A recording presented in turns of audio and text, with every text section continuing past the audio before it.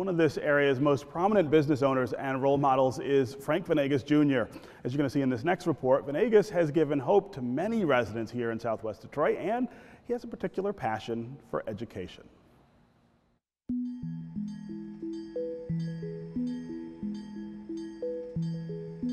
The big dog in Southwest Detroit runs an operation called the Ideal Group. He's Frank Venegas, whose cluster of factories fabricate construction components and an assortment of plastic and steel products you'll find around buildings and on construction sites across the country. Frank is living the American dream where his grandfather planted roots 100 years ago. He always told me, he says, you know, do what your boss doesn't want to do, and you'll get his job every time. Venegas grew up a child of the 60s, but when the chance came to step up in the business world, he was ready. He just needed some seed money when he heard about a raffle to win a brand new 1979 Cadillac.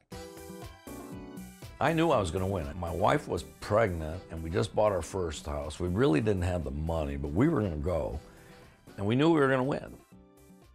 He sold the Cadillac for $12,000 and began working for himself. My first ad, this was in 1979, I was selling culverts. And he did steelwork for buildings, based near Brighton in Livingston County. He put together a production crew that included Daryl Palms, who stepped out of prison and into a job on the production line. Palms has been with Ideal for more than 20 years and says without his job, he would have been lost to the streets. I wouldn't say he's my boss. I would look at him being my mentor or maybe a guy who saved my life. There's a picture of Hank Aguirre. That's Hank with Hank Aaron. Frank's decisive moment came after talking to former Detroit Tiger Hank Aguirre. Aguirre owned Mexican Industries in Southwest, a thriving automotive supplier. And Hank was our friend, and Hank said, man, you need to come down here, Frank, because this is where you grew up. This is where your family's from. I mean, he wasn't real nice to me. And, you know, he said I was chicken. Frank set up shop on the site where GM used to build Cadillacs. The Cadillac Clark Street plant was, this is 1955, it was considered the most modern manufacturing plant in the world. Street gangs had the run of the neighborhood until Ideal came in. Frank didn't put up a fight. Instead, he sat down with them. I mean, I don't want to use the word ghetto, but it was tough. And when the four gangs sat down and talked to us, they come up with the same thing that they wanted. They wanted opportunity to work. Frank gave them jobs with benefits, which for some turned into careers. Ideal continued to grow, now working on construction projects like the new hockey arena. But this is a diversified operation. While doing steelwork at a factory, Frank got an idea. They were painting bumper posts, and they were painting bumper posts because they needed to paint them yellow for the safety, and they were getting ready for the big bosses to come in. Why not just slide a plastic cover over it? This is for McDonald's, and you can imagine how many of these we sold at McDonald's. They bought them by the thousands, and the Ideal Shield bumper post cover took off. That's nuts. Who would ever do that? Well, we do it. The ideas kept coming. Plastic-covered barriers, portable signs. Now Frank's innovations have moved into the world of education. Here's some school kid pictures right here. This is all the Cristo Rey classes. I mean, you can go back. I got 2012, 13, 14, 15, 16. Frank's team has been helping local Cristo Rey high school students, hiring them and preparing them for college. Many headed to Marygrove College and University of Detroit Mercy. Then Frank thought about how he could reach even younger students. I had a bunch of American Express points, and I traded them in, and I bought art sets. Frank buys projects in bulk and gives them to school libraries. Kids will check these out just like books. Probably not a new idea, but Frank's making it happen, like he does in the business world. Well, get over here fast, man. Don't munch around. We play no different than what my grandpa told me. Do what the boss don't want to do, you'll get their job every time. As long as you do that, you can almost do anything.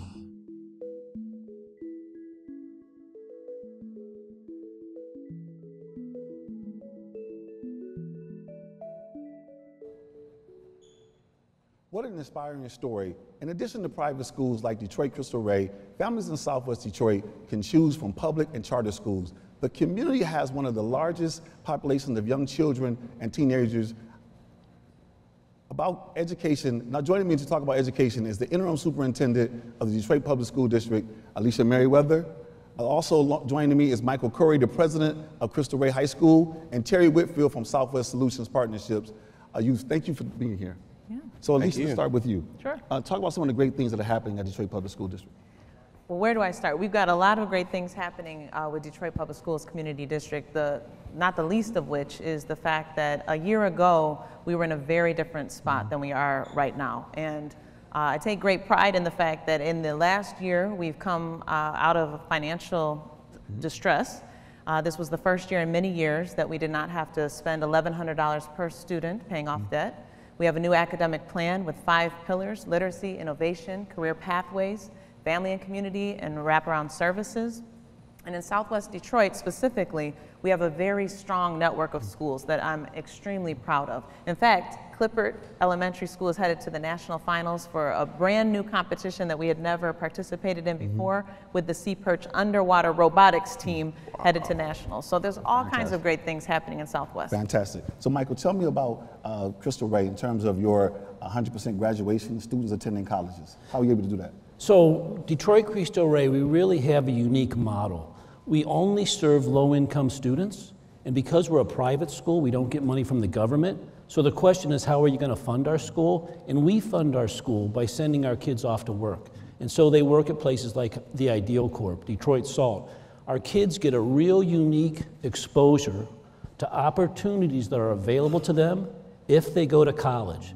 And this just serves as a wonderful motivation for them in the classroom at Detroit Cristo Rey, and then as they progress on to college as well. Absolutely. So Terry, talk about the things you guys are doing at Southwest Solutions in terms of programming and wraparound services for our youth and our families. I think one thing that we realized with Southwest Solutions and the myriad of organizations in Southwest Detroit is that our young people's outcomes are tied to their, their academic success, but also the support that they receive after school. So whether it's leadership development, social emotional support development, mental health support, it's really about creating a well-rounded environment that supports all of our students, regardless of whatever school they go to gain the skills and the temperament and the experiences they need to be successful. Right. In this day and age, when you talk about immigration, there's a lot of kids and families with fear. Can you speak to that? Is there any fear with young people attending Western and other schools in the surrounding areas? I definitely think there's a lot of fear around the current situation and the immigration policies and rhetoric. And we certainly, as a district, have taken this very seriously. In fact, the board passed a resolution back in February around declaring the district a safe zone, a safe district. And so if you'd like to look at that resolution, it's posted online. But it was a critical step that the district took to publicly say to our families all across the city, not just Southwest, but all of our families, and whether you're talking about immigrant families or non-immigrant families, we all need to stand together on this issue.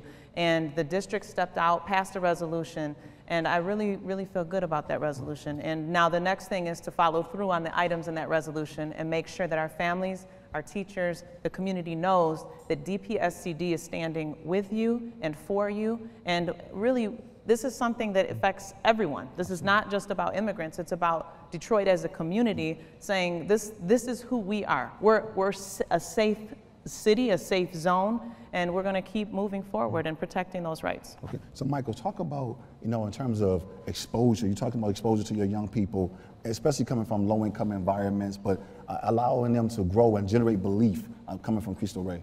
Well, it's impossible to overestimate the impact that the corporate work-study program has on our students. We're taking students from low-income families, we're putting them in General Motors, they're working with engineers, purchasing managers, human resource managers, we're putting them in hospitals, law firms, and they really see what opportunity exists for them.